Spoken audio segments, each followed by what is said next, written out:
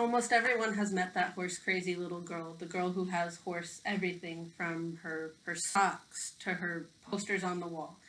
And horses, that little girl was me. I Horses were a huge influential part of my life, and while I didn't deal with like mental disabilities or anything like that, I did have like some rough parts of my childhood, and I can say that like horses were helped me through a lot of that. It wasn't just what they helped me through. It's what it taught me, from everything from responsibility, like it taught me dedication. When you have to get up at 5 a.m. to go to a horse show, when just so much. But it's one of the biggest parts of the equine, the therapy industry, like with horses, is autistic children and the things that like horses can really do for autistic children. Like it can be like it can help them with coping skills, it can help them with emotional skills, cognitive skills, and even really sensory skills.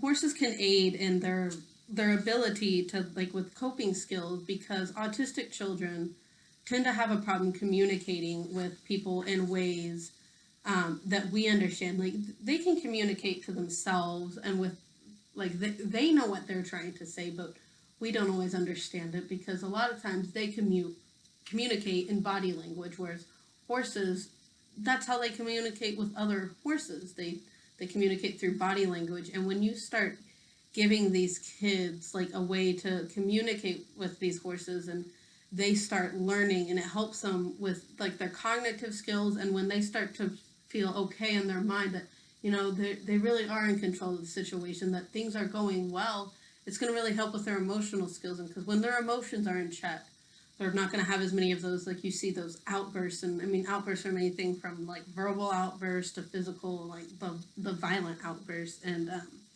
another thing is autistic children tend to have a hard time following tasks or directions, I guess is almost a better way to put it. Like you tell them, like you give them a to-do list, that's going to be a struggle for them. But so you have your horse and you tell them, let's go lead the horse down, like go lead it down to the tree, turn it around and bring it back.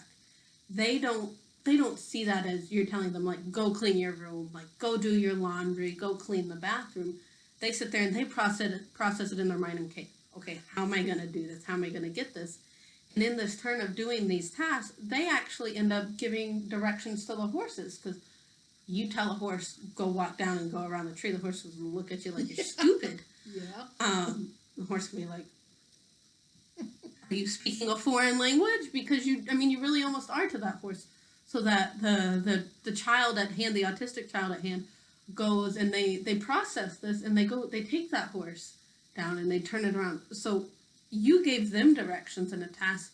They in turn and do that to a horses, and think about like what that can do in their communication skills. Like it builds on their cognitive and their emotional skills, because it's like it makes them feel almost empowered in a way. And for autistic children, like that is so important. And like it goes back to the something the Autism Spectrum Disorder Foundation is that they've really stated is they can have a really hard time with eye contact and expressing their feelings. But like I said, once they feel empowered and they have these things under control, like it flows into so many other parts of their lives, like with their families, with um, their like just everything in their lives. And another really big thing that benefits these children with equine therapy is their sensory skills. Like when you're riding the horse, think of it like it's that motion that you make with your hips.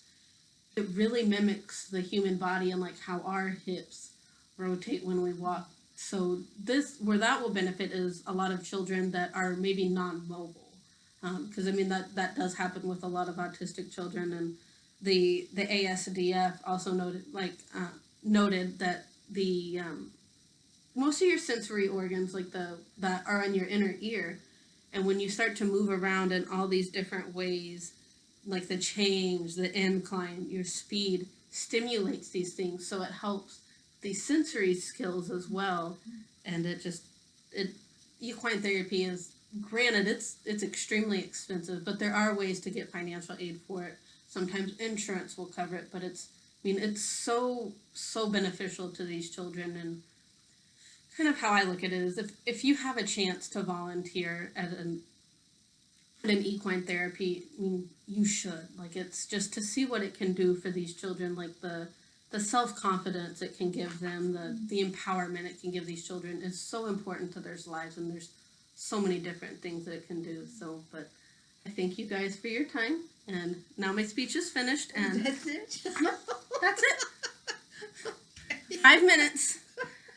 So I am going to introduce my audience now.